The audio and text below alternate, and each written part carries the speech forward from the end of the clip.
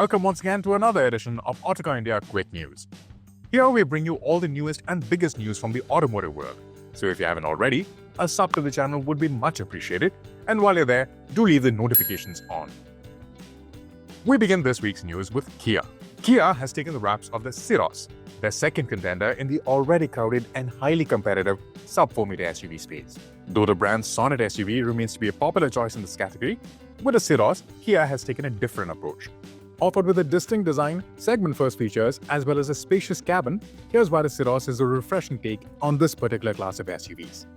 Starting with the styling, the Syros gets a tall boy design with features that look inspired from models like the EV9 and the EV3. The highlights on the front face here include an upright nose and 3 projector headlamps adorned by vertical LED DRLs.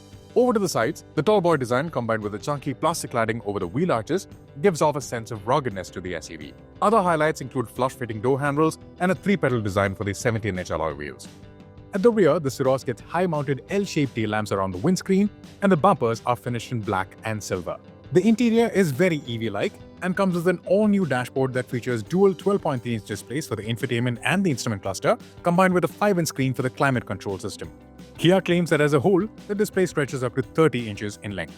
The SUV's feature highlights include a new 2-spoke steering wheel, a wireless charging pad, ambient lighting, reclining and sliding rear seats, ventilated seats at the front and rear, a dual-pane panoramic sunroof, and level 2 ADAS suite. The Syros is offered with 2 powertrain options: a 120 horsepower, 172 Nm 1-liter turbo petrol engine paired with either a 6-speed manual or a 7-speed DCT, and a 116 horsepower, 250 Nm 1.5-liter diesel paired with either a 6-speed manual or a 6-speed torque-converter automatic.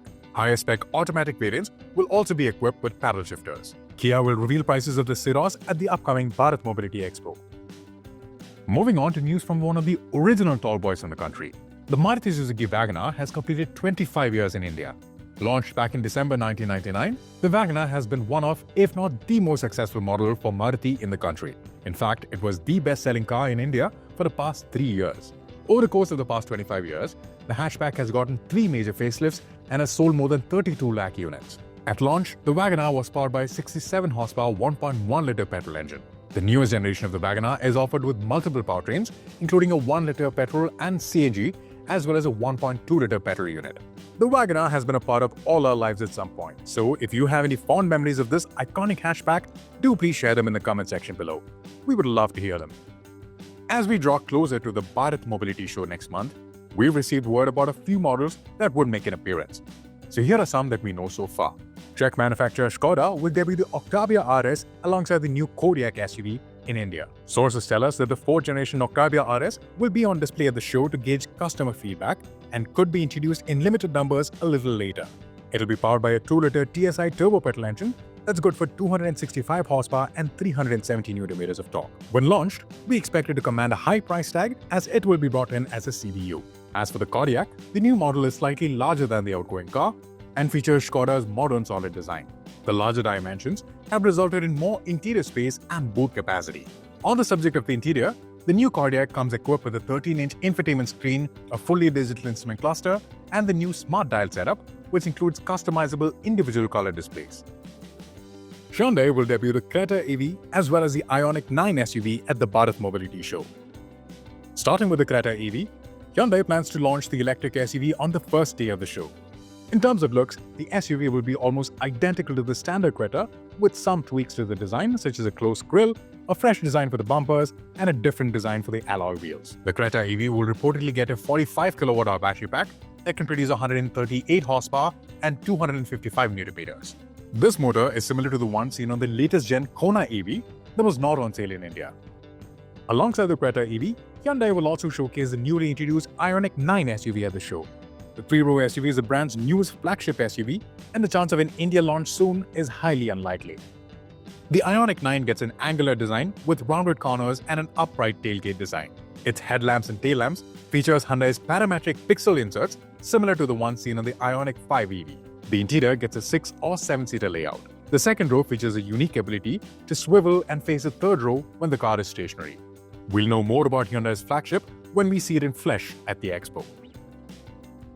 Moving over to the world of two-wheelers, Hero MotoCorp has launched a Dakar edition of the Xpulse 204V Pro at 1.68 lakh rupees to commemorate earning the second place at the Dakar Rally in January 2024.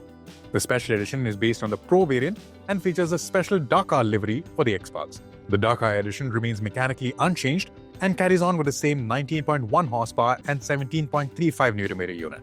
The Xpulse Dakar edition gets the same adjustable telescopic front fork with 250mm travel, along with a rear adjustable monoshock with 220mm of travel. It even has the same seat height of 885mm and is equipped with a handlebar riser.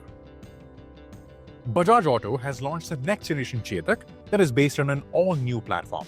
The brand has revealed that the mid-spec model will be priced at 1.2 lakh rupees and the top-spec variant has been launched at 1.27 lakh rupees ex-showroom.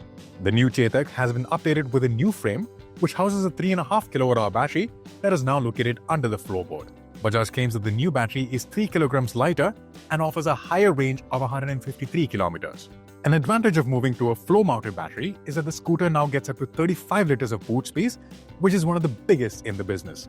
The wheelbase has also gone up by 25mm and the seat is now longer by 80mm.